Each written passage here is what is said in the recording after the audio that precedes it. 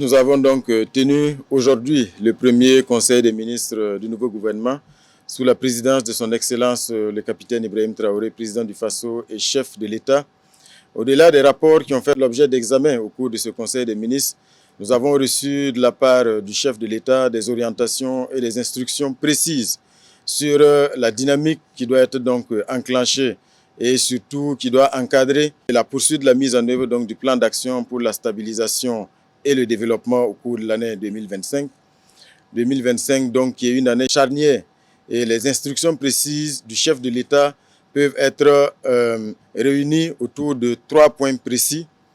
Et le premier point, c'est l'accélération. Et le chef de l'État a donné des instructions afin que la mise en œuvre des différentes politiques et des différentes actions connaissent une accélération significative au cours de cette année 2025 afin d'apporter des réponses pertinentes aux attentes légitimes des populations, de nos concitoyens, des villes et des campagnes, des populations déplacées internes et surtout accompagner la réinstallation des populations parce que c'est un processus qui se poursuit également et qui devrait s'intensifier grâce à l'esprit de sacrifice et surtout à l'engagement historique de nos forces combattantes.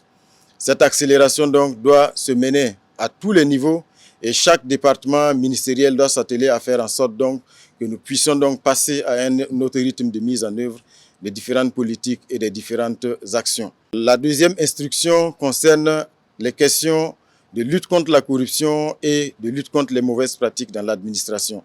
Et je pense qu'à ce niveau, les orientations sont précises. La dernière actualité, notamment ce procès qui tient le public burkinabé en haleine, est assez révélateur des insuffisances de notre administration et surtout de la nécessité de resserrer les mailles dans la lutte contre la corruption et les mauvaises pratiques dans l'administration afin de s'assurer véritablement d'assainir cette administration afin qu'elle soit en phase avec la dynamique actuelle, la vision actuelle et surtout le souci que l'administration puisse être au service des Burkinabés, non donc au service d'individus qui en profitent, qui profitent des failles pour pouvoir donc détourner des ressources. La troisième instruction du chef de l'État que l'on peut également notifier est la question de la rationalisation. Parce que pour 2025, il faut que pour notre gouvernement et surtout pour la nouvelle équipe gouvernementale, qu'on mette fin à un certain nombre d'activités qui ont un caractère routinier et qui ont un faible impact, ou plutôt qui n'ont pratiquement pas d'impact sur la vie de nos concitoyens, mais surtout orienter les ressources vers la mise en œuvre d'actions à fort impact, des actions de rupture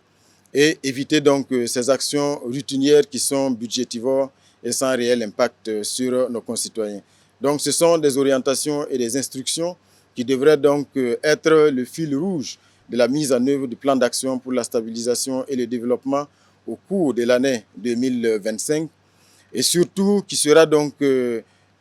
accompagné de l'intensification des différentes initiatives qui ont été lancées, que ce soit dans le domaine de la santé, dans le domaine de l'éducation, dans le domaine des infrastructures et tous les autres secteurs vitaux qui ont fait l'objet donc d'initiatives présidentielles et 2025 devrait connaître une concrétisation plus soutenue de ces différentes initiatives-là. Donc ce sont des orientations que nous avons reçues et qui vont être donc le cheval de bataille, l'esprit dans lequel ce gouvernement-là va travailler dans la poursuite donc, des différentes missions.